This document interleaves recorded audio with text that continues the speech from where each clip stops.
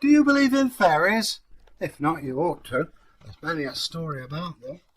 Just because you've not seen them doesn't mean to say they don't exist. It's the sort of thing you'd hear many years ago, and who's to say they're wrong? Today I'm going to tell you a story, all the way from Sussex, about a stolen pig and fairies. But I hope you enjoy it. Times were hard. The crops had failed. The pigs and the cattle and the sheep, well, they'd been slaughtered for winter. These two farmers, Ben and John we'll call them, were on hard times. I don't know. What are we going to do? I've got a wife and children to feed. So have I. But the corn's not coming through yet. The sheep and the cattle, they're not ready for slaughter. Mind you, there's the pig farm. You know, over the hill there. You know, Valley Farm. I've heard of it. What about it? They wouldn't miss one pig. Oh, I don't know. It sounds a bit dodgy. If they catch it, they won't catch us. Not if we're clever. And let's face it, the farmer down there is not exactly the sharpest plough in the barn, is he?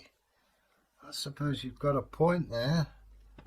It is wrong, but, you know, I mean, I need to feed my family, as do you. Well, we're not being greedy. I mean, are they going to miss one pig? You never know. Strange things people do. I'm going to do it if you're not. Well, look, come on, have another drink, and we'll. And I had another drink, and eventually, they said, "Yeah, we don't want to do it, but we will do it. After all, what could go wrong? One pig. I mean, we need two people to carry it." Okay, got my big leather bag, and off we go. And through the moonlit night they went, down past the water meadow. In the tree was an owl. Ooh, frightened them. They're not used to being out that late. And a fox, sniffing, thought, these two aren't up to any good, poaching. And they slipped away, looking for anything they could eat.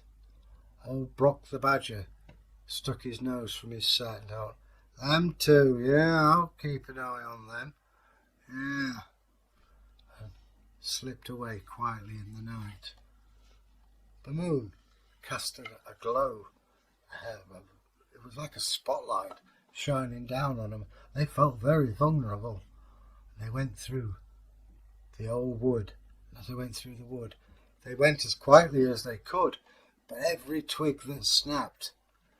And then one of them, shh, as they went through the woods, an owl fluttered from the trees and frightened them as this silent winged creature flew across. It frightened them. I wouldn't blame them. I remember when I was a kid, where I lived, there was an owl in a tall tree. If you went near this tree, he'd swoop down on you, or she would. And this is what happened. There were some weird noises that forests give off. And they thought, I hope the little people are asleep. Because as we know, at night time, the fairy folk go dancing. And they look after the forest and the creatures therein. But these two men were intent on getting a pig for the dinner, and they crept up. And there, in the moonlight, they saw the low wall and they heard the snorting of the pigs. I hope they don't bite. If they bite, so what? It's worth it. We're just banging on the head, stick it in a bag, and away we go. I admire that. And they crept closer.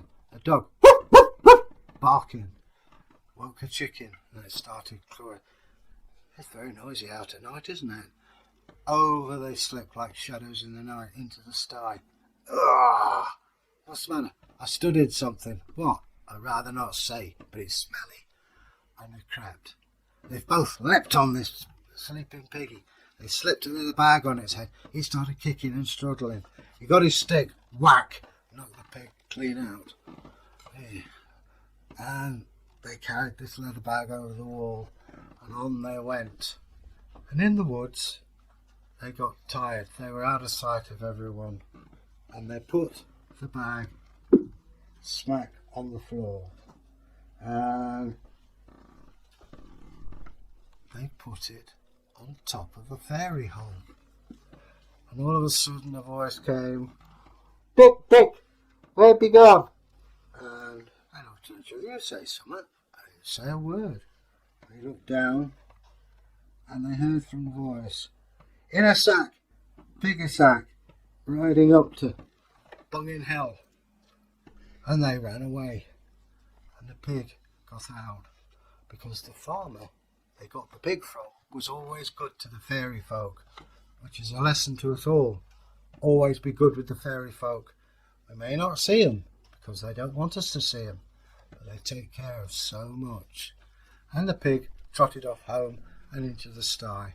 And the fairies were happy, the pigs were happy, and the farmers were not happy, but they were glad to be home.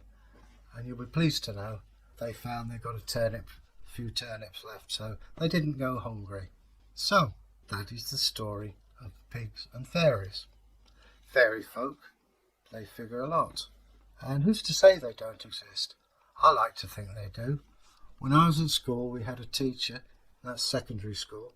She believed in fairies, and we nicknamed her Fairy. She was a bit of a lunatic, but, got to admire her. And she admitted quite frankly that she believed in fairies.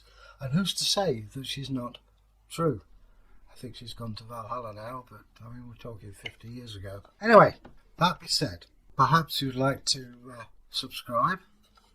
Just press the subscription bell in the top corner, or hashtag Folktales. That'll get you in as well. You'll be privy to all kinds of things. You'll probably find out about things before I do, which is nothing new. But leave us a comment or two. We will get back to it. It takes us a while. But having said that, there's not many of us, and we always answer. We do eventually. So be patient.